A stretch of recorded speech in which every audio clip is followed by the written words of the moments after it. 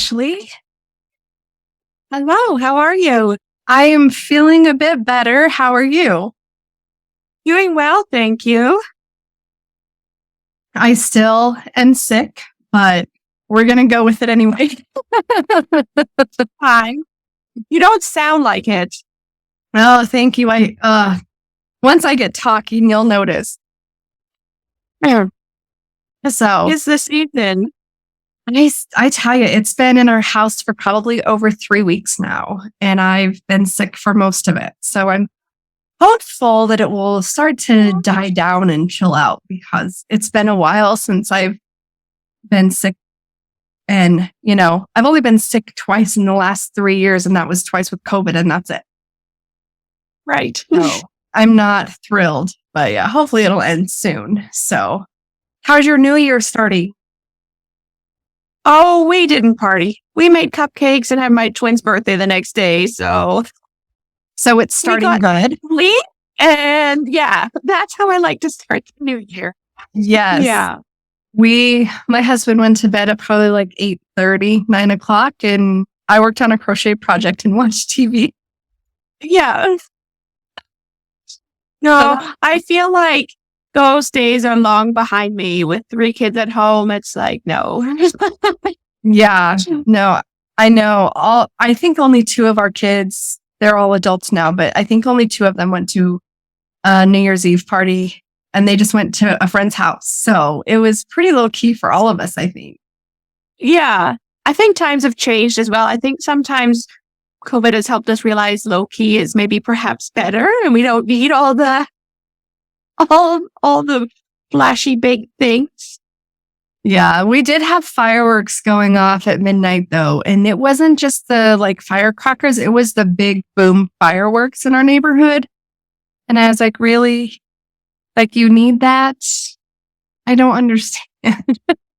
It was so funny where I live because I'm in Canada, but we put our kids to bed at like 8:30, and then the fireworks started. And it was like people were doing them when they wanted to put their kids to bed. So it was like, come here and go and nothing at midnight. Yep, I remember those days when ours were little and we had to deal with that on New Year's and 4th of July and all the things. So, well, thank you for understanding and rescheduling. I'm really looking forward to our conversation and learning more about your story and how you got to where you are and what it was like just going through, some of those things. So in the podcast, we'll get into all of that, which I'm really looking forward to. One thing real quick is when we're done, if you can email me your headshot, because I still haven't gotten that from you. So I looked at the thing and it said complete, and I was like, okay, I'm good. Oh, no, it just means that you've completed it, meaning that you need to email that over so I can get the headshot. Yeah, no, I saw complete. I'm like, okay, I did that. I'm good, but sorry, I didn't. No, that's okay. It happens. You're not the only one, so no worries. And then just a reminder that this goes on to YouTube on my unedited podcast for YouTube. Like, no edits happen. I don't cut out anything. All the debacles. I will mute myself to cough, but all that goes on Facebook or on YouTube on my unedited version. And then everything gets edited for the podcast on the podcast itself. Okay. So I just like to remind people of that. And then we can jump into the podcast. Sounds good. Awesome. So what I will do first is I will do my own introduction for the podcast and for you. And then I let you kind of introduce yourself about who you are, what you do, and who you serve. And then once that's done, then I'll get us going into talking about your story and how you got to where you are. And we'll kind of go into that part of the conversation, because I like to get the first part taken care of. Because everybody listening wants to know what you do and who you're serving. And I like to get that out of like that talked about first, because then I think it gives people that room to really hear your story. Because that's when they're like, connecting and knowing, is this someone that that can serve me? Is this someone that I know someone who needs this person? And if we get that first piece talked about first, they're not listening through your story going, well, what does she do? And what's this all look like? I don't want them to be distracted with their thoughts. So that's kind of the flow that happens. I normally will share my own thoughts and things during the podcast, but with my voice, I probably won't do too much today. That's because fair. I keep talking. It's so frustrating. So I've got my hot tea in hand and I am ready. If you are. Yes, I'm ready. Awesome. Okay. Welcome to today's episode of the podcast with your host, Dina Adams. I am here today with Ashley Holmes, and I'm really looking forward to this conversation. I'm not one that has ever experienced a lot of the things that Ashley's going to be sharing about today. But I know there's many people in my life who have. And so I wanted to bring her in to share her heart, to share her story, because I think there's a lot of people that can really relate to her and to how she serves people. And you may be one of those people listening today that you've been saying, God, I really need someone and I just need you to show me. And I feel like, I get chills. And I feel like this is someone who's really going to be able to be an answer to that for many people. So, Ashley, welcome and thank you so much for joining us today. Thank you so much for having me here. I'm excited for this conversation. And like you said, so many people are struggling with this issue. So I hope to shed some light and some awareness and some hope. That's such a key word, is hope, right? Because we will lose sight of that in the darkness that we're going through. So I truly believe that you'll be able to shed some light and hope for people as well going through this. So Ashley, if you would please introduce who you are, what you do, and for everyone listening, Ashley is in Canada. I'm finding I'm getting a very wide group of people from Canada. So it's been really fun and interesting and just such kind people. I love it. So Ashley, if you go ahead and introduce yourself and share a little bit more with our audience of who you are, what you do, and who you're serving from this space. Sure. I'm Ashley Holmes, and I'm a holistic fertility coach. So I help women who are struggling with trying to conceive, to connect mind, body, and spirit, and bring the body back into balance and alignment and relieve the stress that infertility is placing on their system. I love that. I think there's something about infertility that so many people can't relate to. Even if they know someone who's going through it, unless you go through it, you truly don't understand the emotions, the drain on your body, the drain on yourself mentally, the drain and the stress in your family, and all that entails. So, thank you for what you do. I know so many people need that support on that journey that they're walking. I personally am not one who have experienced that, but like I said, I do have friends who have gone through that and have struggled through that. So I'm looking forward to this conversation today. What I'd like to do is get started with your story and what it is that you've gone through in order to get to this place that this is what you do to serve others. Absolutely. So I was in my late 20s when I started trying to conceive, and like so many women, I thought this was going to happen easily. It was going to happen quickly, and that wasn't the case. So I started the journey of going to the fertility clinic and doing all the tests and the procedures and all of these things. And it took a lot of time and energy and effort and felt like a science experiment. And truly, I was blessed with twins, but it was not a road I wanted to go down again or something I would put myself through again. And I was given the diagnosis of unexplained infertility. So I really didn't have any hope that this was something I could do naturally, that this is something I was capable of on my own. without medical assistance. And so I thought, okay, I had boy-girl twins and just be happy and grateful for that. And I was, but a piece of me always wanted to know why. And I feel like by incorporating holistic practices and the route that I went down, I did manage to conceive very easily, very quickly within 6 months, and really took back my power and really learned how to nourish myself in the optimal way for me and to give my body what it truly needs and to listen to my body and to tune into my body. It's such a beautiful story. And I can't help but my heart hurts because I am someone who didn't want kids and I ended up with 5. I've conceived 4 myself and my husband had a daughter when we got together. And to know that there's people out there who desire this, who yearn for motherhood and it can't happen, it just breaks my heart because I can't imagine the level of emotions that you go through when you want something and you basically feel like you've been told you're never going to get it. And it's your heart's deepest desire. And it's something that our bodies are supposed to be created to do.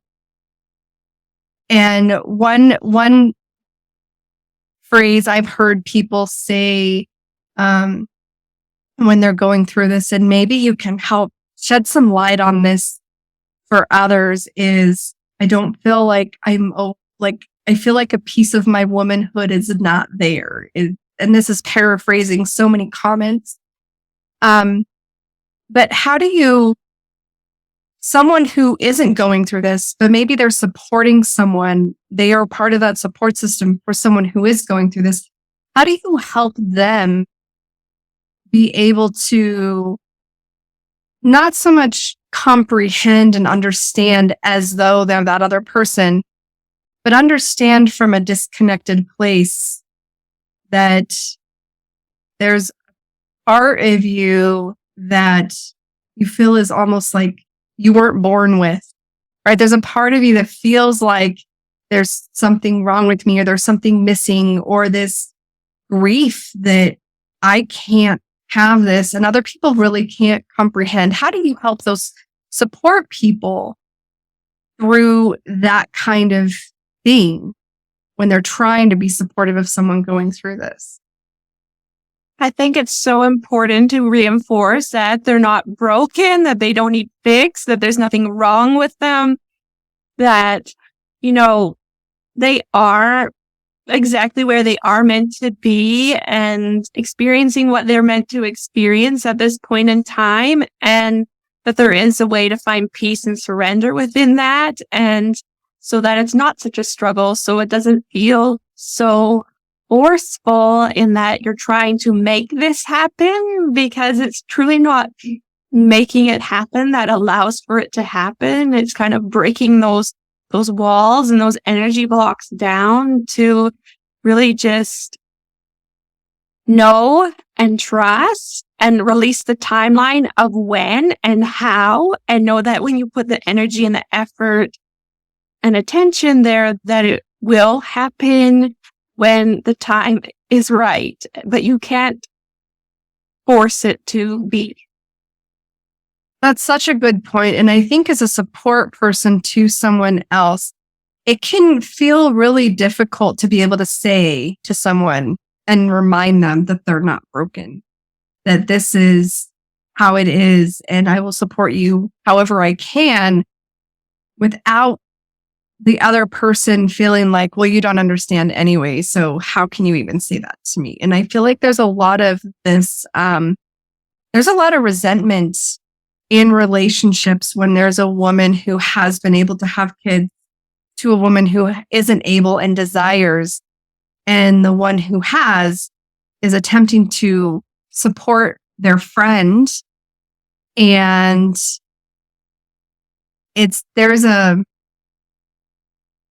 there's like this feeling on the supportive side of it where we can't comprehend, we can't understand, we don't know what it feels like. And almost as if no matter what we say, it may make the other person who is going through this feel worse. And so it can be very challenging to know how to support and encourage someone who's going through that. So kind of want to shift gears into, you know, excuse me, maybe your story a little bit, and hopefully this will be supportive of others who are walking this journey now that you've been through. You said at one point, like you were wanting to have kids, you were trying to have kids, and this, you're going through all of these things and feeling like a science experiment because it's all the poking and the prodding and the testing and all of these things. And it does start to feel like a science experiment instead of this natural thing that you feel is supposed to happen in your body. And so I'd like if you could to share a bit about maybe some of the emotions that you felt.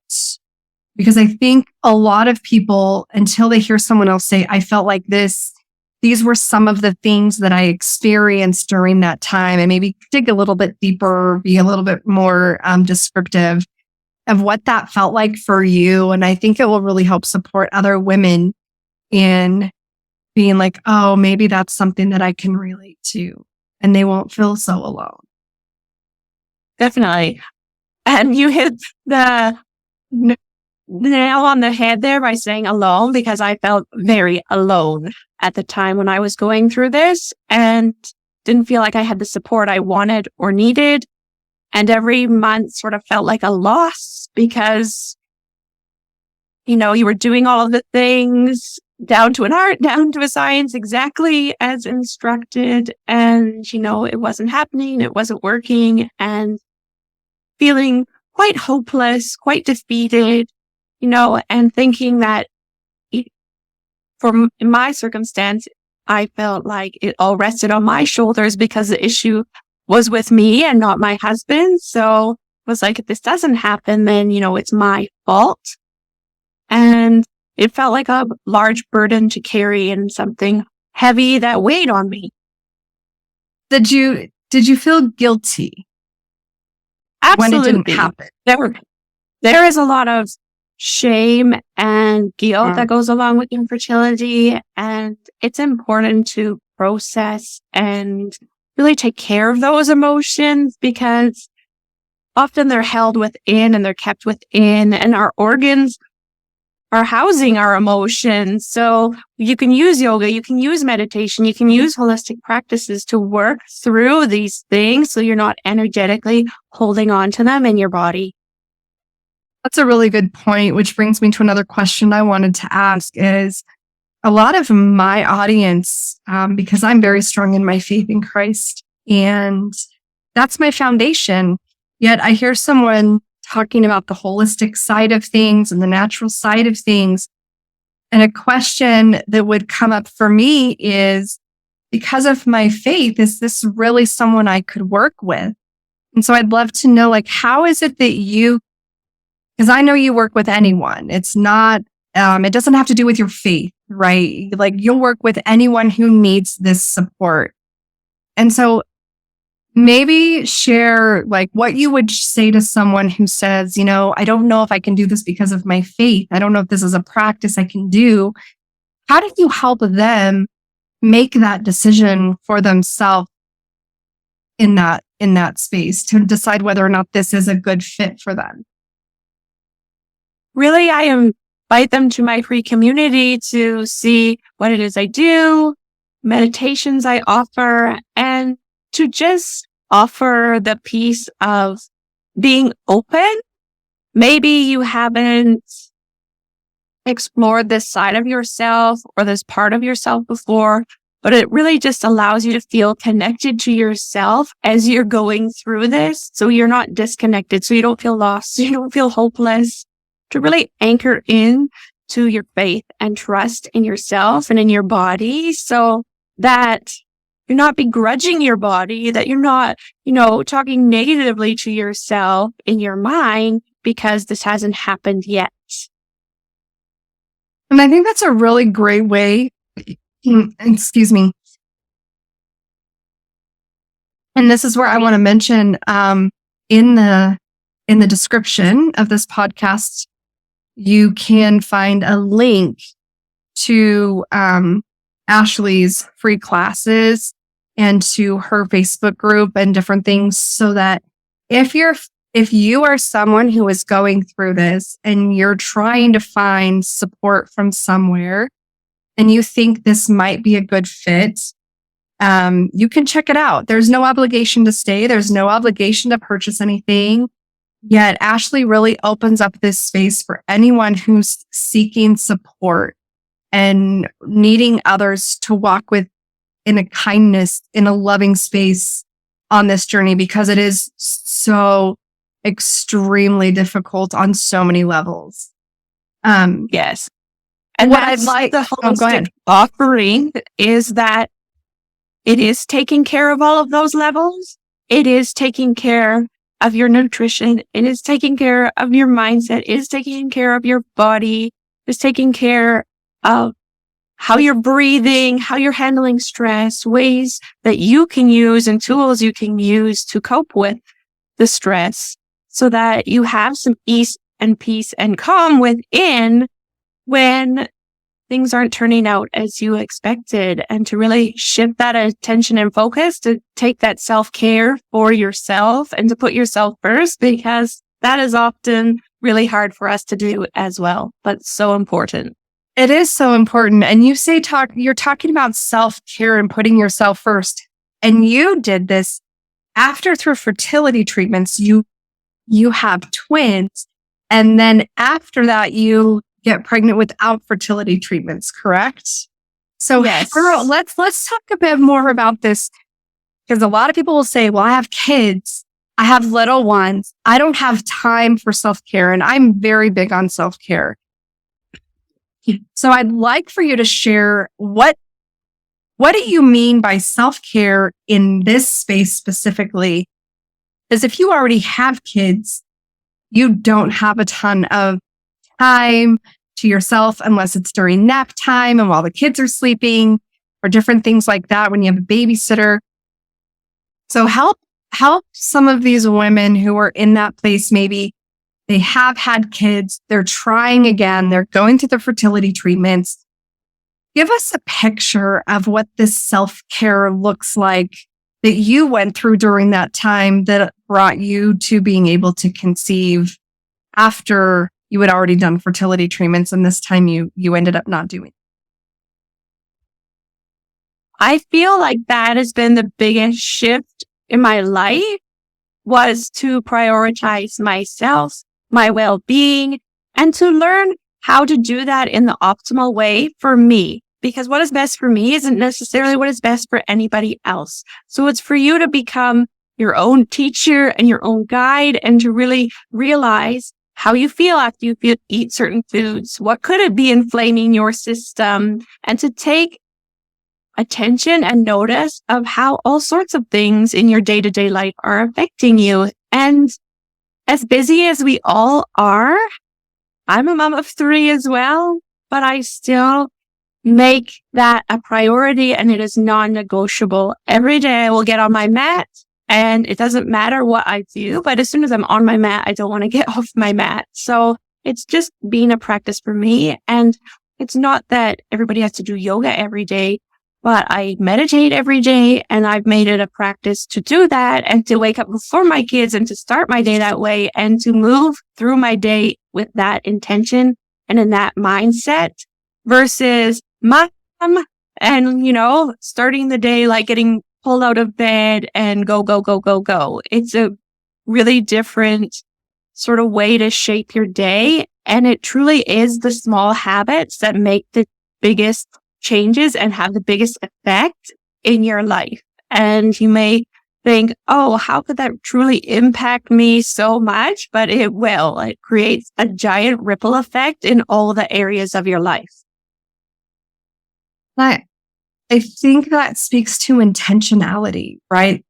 I think so much of our life, and this is something I speak on all the time, is We get stuck in this juggling act of life, and we're juggling all the plates, right? We're trying to keep all the plates in the air because we just have to keep going. And we don't make one of those plates ourselves. We don't take the time to put down all the plates and actually be very present intentionally in the areas of life that are going to actually help us thrive. We end up being very reactive to everything going on around us. And in that, we become very passive, and we become very stressed and very anxious, and we stop taking care of ourselves, and we put all of these things above our own well-being that should actually come after. Like, we can't pour into others if we're empty. We don't have much to give. And, I'm sure there's some people going, yeah, that all sounds good and well, and I've tried all the things. What makes Ashley and the way Ashley serves people in this space, and what you did to be able to conceive this way, what makes it different than what other people, like, how is this different in the way that people are probably thinking, I've tried all the things already. Outside of fertility, I've tried self-care, I've tried these things. What makes how you help people different?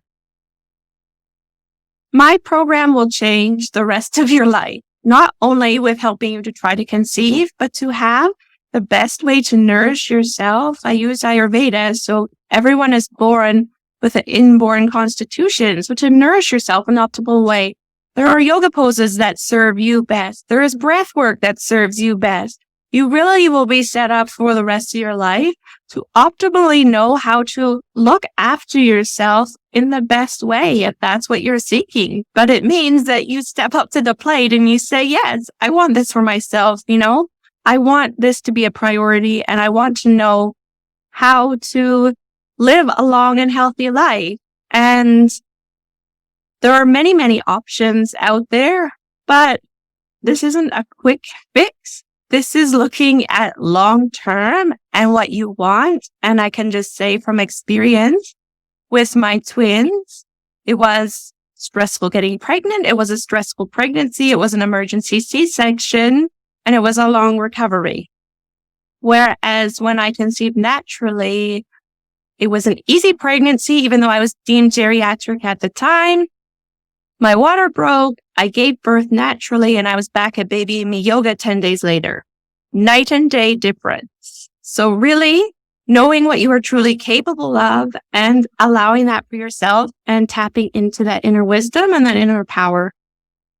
It sounds like to me what you're saying is you work with your clients to help them figure out what works best for them instead of giving them a cookie cutter, everybody needs to do it this way kind of thing. Is that accurate?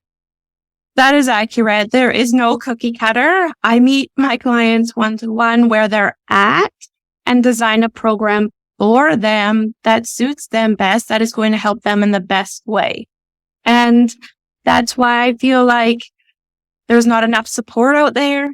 There is not enough that is truly going to help you. There is all the medical support and intervention that you want out there. But if that isn't working for you and on all sorts of levels, maybe it's time to dig a little bit deeper and see what else is truly going on. And you pointed out too that your reason for infertility was unexplained, correct? Yes. So it's now not everybody's is that way. There are many people who there is a specific reason that they cannot conceive. It is diagnosed, and this may not be for you because maybe there's something going on that the doctors are like, there's absolutely, because of these things, your body can't get pregnant, right? And we understand there are situations like that, or, whatever the reason may be. So understanding, working with Ashley isn't for everyone, yet there are many people who are going through something where it is unexplained, or the diagnosis they have is something that potentially can be reversible if they have the support to walk through the healing of their body and the different things like that. So if you're in doubt, and if Ashley's story resonated with you and you're like, oh, she's been through this, I just need to talk to someone who understands, because I'm sure there are many people who feel like I have all these doctors, but they've never even been through it. So I don't have anyone that relates to me. And sometimes I think just having the support of someone who understands can shift the entire trajectory of the healing that you're working through. And one of the things that you said that I want to recap is this is a lifestyle change. This isn't, oh, I'm going to do these couple things and now I'm going to be able to get pregnant and then I can go back to the way I did things before. That you focus on healing from a internal, physical, emotional, spiritual, entire person healing space. And so it is not for the faint of heart, which infertility treatments in itself are not for the faint of heart either. It is No, but it's like, if you can put yourself through that, then what I am offering is really just so much more gentle and loving and caring and not invasive, or, you are going to feel like yourself and you're going to come back to your true self. And when I was experiencing it, I felt disconnected and on an emotional roller coaster and just couldn't wait for this to be over. Like, I just didn't want to be doing it anymore, but I thought it was the only way. And I'm here to offer an alternative, either alongside it or on its own, because there is just so much more that we really can do if we're open to it. What was the time frame between when you started fertility treatments to the time you conceived your twins? I would say like 18 months. So I think about that. That's a very long time. Like, if you think of an 18-month-old, that'll give you a good perspective of how long 18 months actually is. And after you had your twins and you started this new process, right? So you started this holistic way of how you're going to conceive the next time. When you made that decision and started the shift till you conceived with your third child, what was that time frame? It was within 6 months. And with me really not altering or doing a whole lot of extra things. Like, this wasn't me leaving work to go to appointments. This wasn't me doing, all of these things that are part and parcel of using a clinic. And what I'm offering, you can do from the comfort of your own home. And as many women go to acupuncture to help them to conceive, you can use yin yoga in the same way to affect the meridian lines within your body. And that does not involve needles. This is just you being in tune with your body and with your breath and actually, coming out of fight or flight mode and moving into rest and digest mode, because that is what your body really needs in order to conceive. I liked. And I think, like, what I feel in listening to you as you talk about the first time you were attempting to conceive, 18 months, you can hear, and I'm a highly sensitive person. And so, like, I could just feel the stress and the emotions that are going through all of these things.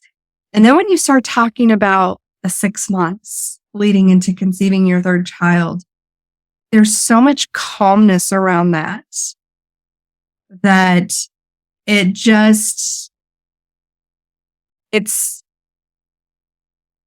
I am all for people doing whatever they need to do in the way they feel they need to do it in order to take best care for them and their family, however they want to do that.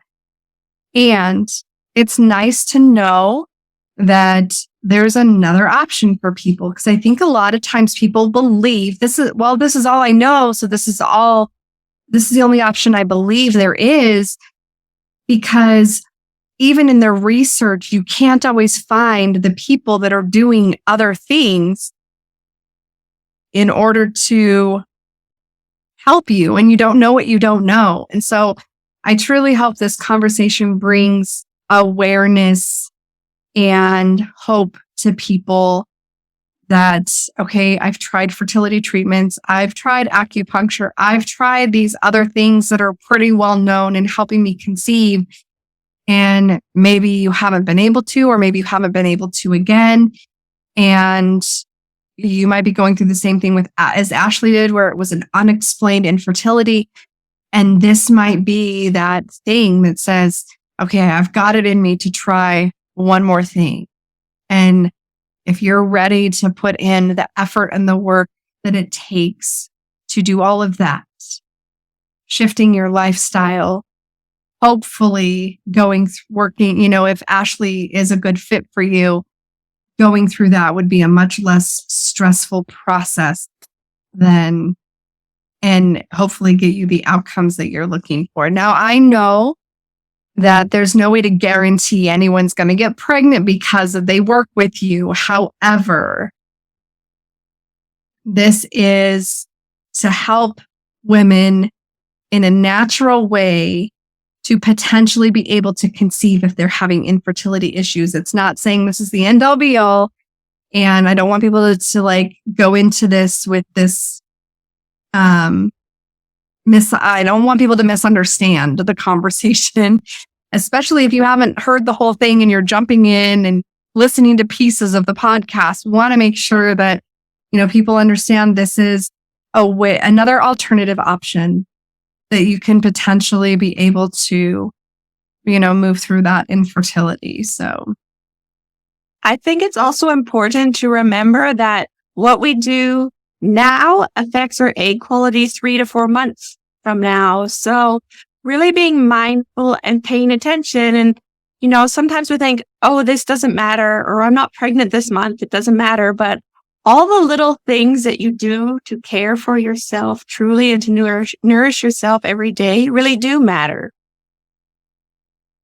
And I think that's a really good, very important key. I think that's like been one of my favorite things I've heard through this podcast. I've had many, but when you say where things are in 3 to 4 months is contingent on what happened 3 to 4 months prior is so important, because we truly will think that, oh, I do this one thing today and it's not often, so it's really not a big deal. Yet it impacts our overall quality of life. And we don't recognize how those things impact our physical being, our internal organs, all the inner workings of things. And things can look really good. That doesn't mean they are. Absolutely. And also to the same effect, what nourishes me isn't what nourishes you. And to go with the trends that are healthy may not actually be serving you, and you may not be getting the nutrients that you need from the food that are actually going to help your reproductive organs. And I think that's a really good point to make when it comes to nourishment, because the other thing we also think is my blood work's coming back normal, your basic things, right? You go to your yearlies, you do all these things outside of the infertility, just as everyday things, we might think everything's fine. But a perfect example is I went to a natural practitioner and they said, I've been going to doctors for years trying to find out what's wrong with my digestive system. And everybody keeps saying, oh, well, this, we don't know why you have it. This, we don't know why it's happening. This, we don't understand it. And none of them put 2 and 2 together and understood, like never looked at my history, like a long history of things. Yet after that time with her, with my natural practitioner, she goes, your digestive system is at a point that she's like, you're malnourished. You're not absorbing nutrients. You're, all these things. So your body's reacting in this way. And so she goes, and I hadn't told her yet, like some of my diagnoses, and she was able to pinpoint everything and even asked me if I had been diagnosed with other things prior and dealt with other things previously. Yet here I am living life every day, just, going about and not realizing that I'm taking even though I'm trying to do really well and nourish my body in certain ways, the underlying root cause of things was not being addressed in the medical industry. I couldn't get them to listen for years, like 20 plus years. And she's like, because of that, now it's so destroyed. Now here's where we are. And it was a real eye opener for me because it made me realize that things that have been happening, even though I was trying to get support and trying to get help and trying to figure out why I was feeling these things, it was getting blown off. And I think it's important to recognize that when we're trying to get pregnant, our ability to absorb nutrients and have what nourishes our bodies so that everything can function properly, so our eggs are healthy, so our eggs are where they need to be and our body's functioning the right way, that's that is dire to our bodies being able to sustain and grow another human being. And for the life of me, I cannot imagine. It was hard enough hearing one at a time. My first one was actually triplets and I lost two, but I've never had to carry multiple births for a long period of time. And I realized there were things when I looked back, I realized what had gone on in my life at that time prior to me getting pregnant and in the early part of my pregnancy before I knew I was pregnant, why I lost the other two. I know exactly what happened. And we don't realize that what we put in our body or what we don't put in our body, how we care for ourselves, the things that we put our body through, we don't realize how detrimental that is to us being able to have a baby. Yes. There is so many things that are going on that are truly affecting you. So taking control of what you can control and doing what you can for yourself is so crucial. And you will feel so much better moving through it when you are more regulated, when you are more calm, when you are more peaceful, and every little bump along the way doesn't throw you completely off course. I just want to thank you so much for sharing your story today. I think it's very powerful. And I believe that there will be many people who will gain light and hope from this conversation. And I think it's I think it's something that's not talked about enough. I feel like a lot of people feel like they can't talk about it. Do you experience that you run into people that feel that way? Absolutely. And I just want to bring voice to the fact that it's important that you have someone to talk to and someone to support you. And if that's not your spouse, then it's really important to find that support somewhere else and to be mindful that your spouse is going through it with you, alongside of you. And as much as they want to be and do your everything, they're also going through the motions with you. So to put that on them as well, isn't realistic, really. I think that's such a good point. We do often put a lot of pressure on our spouses just in daily life in general to be our support. And we have our expectations of how someone should support us. And we forget sometimes that they have their own things that they're going through. It's not that they don't want to be supportive, but maybe they don't have the skill set to support us in the way we need. Or maybe they're not at that capacity because they're going through their own stuff. And so they can't be a support because they don't know how and they're going through their own feelings and their own struggles with that. And I'm sure, I know we've talked about women being infertile, being told that they can't have kids. What happens if someone comes to you and says, we can't have kids because they say it's my husband? And I don't know if you work with clients like that or if you have somewhere to refer them to, but I can see how on the flip side of that, there's a lot of those feelings for the men I mean, I can't imagine what that's like for them either. But it brings a whole nother dynamic to this whole entire situation. And so I was just curious if you work with those couples or if you have somewhere that you can refer them out to if that's not something you do. My heart and soul is truly with the women, and I have compassion for the men. And I always say, and I have been asked, like, can my husband do these practices with me? And I say, yes, like there is benefit to everybody for what I'm doing, just for overall health and well-being. They're welcome to join you. And I think that's a really good way to connect at a time that is maybe taking you further apart instead of bringing you closer together. But yes, I do have people I can refer out to as well. I think that's so great. Being a resource for others if it's not something that you do, I think is so important, and still another way that you can still support them if you guys talk and find that, it's not a good fit, that you have other resources and you're open to helping them find that next space. I think that's so amazing. And I think that would also set you apart from so many places, because most places will just say, sorry, we don't do that. And then people are flailing going, well, now what do we do? And so I appreciate that you at least attempt to get them to a next step. I think that it depends where your heart and soul is. And my heart and soul is to truly help people in the best way that I can, and my specialty and the way that I do things. And if I don't feel like it's a good fit, or that there's someone that would be better aligned and suit them better, then absolutely, because we're here to help and elevate and uplift each other. And if you're truly wanting a baby, then that is the ultimate goal, and that is the ultimate gift to give somebody. And that's wonderful.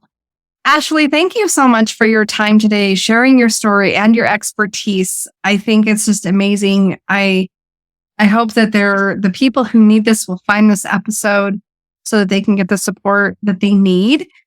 Again, in the description, there's going to be links for you to get connected with Ashley, to find her free videos. And if working with her is something you're interested in, you can reach out and connect with her and find out if it is a good fit for you. So Ashley, thank you again. It was so great having you today. Wonderful. Thank you so much, Tina. It's been a pleasure to be here. That is our episode.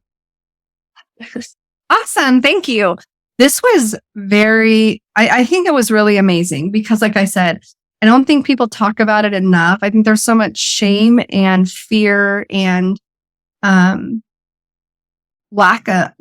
people feeling a lack that they just don't know maybe how to talk about it or who to talk about it with or anything like that. So like I said, I love that you are willing to be like, hey, if I'm not a good fit, I will see if I have a place that I can refer you out to. But I think in part of that too is finding support groups and getting a mental health provider and making sure that it's not just a one person they're looking to for support, but an entire support system that they have.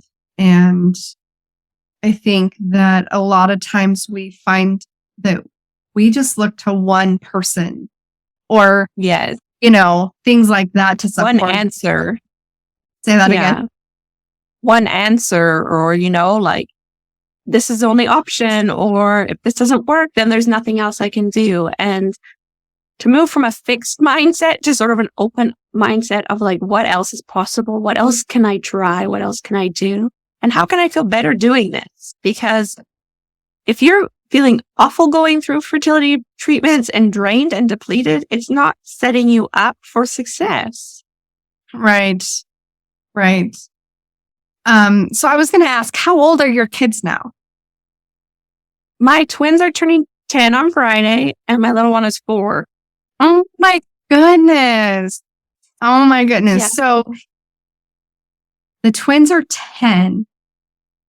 So you went another, say, 5.5 years before you made these shifts and decided to have another funny baby. Thing is, or not funny, but it's just part of my learning and part of my journey as well, was when my twins were 2-year-old, I stopped taking birth control because I was like, why am I taking this? I couldn't conceive. Like, this is pointless. Right. And if I was to get pregnant, it's no big deal. They're over 2 now. But it wasn't until I started doing yoga trainings and really shifting the trajectory of how I lived my life that things really shifted. So there was a good few years there where I was not taking any birth control and nothing happened. But I needed to do the inner work as well. So it's really important that, that's not bypassed really, because you'll keep bumping up against it until you sort of dive into it. And I think that's another piece too, is I have heard that being on birth control for a long period of time can actually decrease your chances of eventually getting pregnant. I think there are so many misconceptions and perceptions and things that we do without, like, when I started taking birth control, I wasn't thinking about long-term consequences or effects or what this would mean in my future. But it was like, when I was a teenager, don't get pregnant. That would be the worst thing ever that could happen to you, right? Mm-hmm. It's really, it's a funny world we live in where, things get conditioned and put into your mind, and then you really have to take a second look at them. And, none of these practices were ways that I grew up with or raised with, but that is what has changed my life more than any degree or anything else that I have. And I think it's important, based on that statement, that we reevaluate like what's working in my life and what's not. Just because it's how we were raised or what we were taught doesn't mean it's bad if it's not working for us. It just means it's not working for us.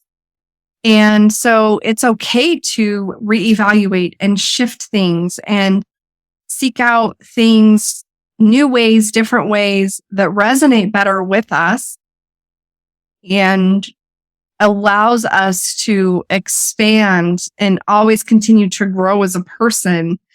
As where if we stay stuck because it's always the way it's always been, so it's always what we're going to do, but yet you can't make the shifts and the changes in your life that you need to, I think it's a really good time to reevaluate no matter what area of your life or faith or business that you're walking through. I think it's always important to be evaluating so we can let go of what's no longer serving us. It served us for a season and now it's time for the next thing. And being in that space of being willing to grow through that, I think is key to us being able to continue to heal our mind, body, and spirit on a regular basis.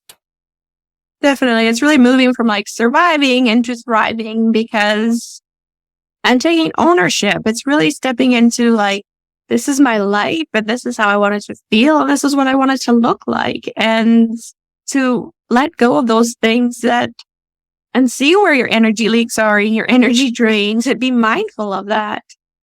Yeah, I think that's so good. Oh, this has been amazing. Thank you so much. I'm so excited to be able to share this with my audience. I am currently working on putting together the schedule for 2023. I'm about done recording for the year. So, already? Yeah. I started in November. Okay. And I want it to be done by the end of January so that all I have to do is edit and publish. I didn't want to have to be recording all year long. So I think I'm at, I have 15 episodes scheduled with my guest episodes. And because I do 1 to 2 a month, depending on how many I will have done by the end of January, I kind of left it open. I could do up to a certain amount, but my minimum was 12. So I had at least 1 a month. Right. I'm putting together my solo podcast episodes and deciding when those are going to launch as well. So they'll kind of fit in between and all of that. So yeah, as soon as I have the schedule up, you will get, and once everything's edited, you'll get the image and the links and a date and all of that good stuff for your episode so that you can mark it and share it out. Everything. Perfect. Wonderful. Thank you so much. This has been so much for fun. being here. Yeah, this was great. I love these just natural conversations, especially when it's something so important that people are struggling with. So, and I know I've got a lot of people in the health and wellness industry in my world. So I know if this isn't for them, they'll be sharing this out with others that they know are struggling with this and walking this journey. So I'm just feel very blessed that you've been able to share your story, and I know that it will inspire and bring hope to so many people. Oh, well, thank you so much. You gave me goosebumps. So thank you. You're so welcome. All right, you take care, and I look forward to talking to you again soon. Okay, bye. Bye-bye.